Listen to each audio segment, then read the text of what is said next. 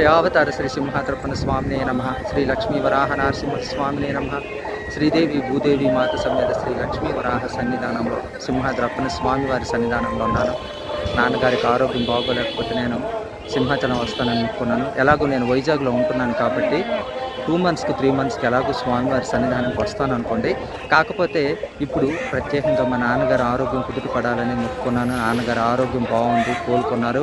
అందుకే స్వామివారిని దర్శనం చేసుకోవడానికి వచ్చాను. ఫ్రెండ్స్, సర్వే జన సుఖనో భవంతు, లోకా సమస్త సుఖనో భవంతు. అందరూ బాగుండాలి.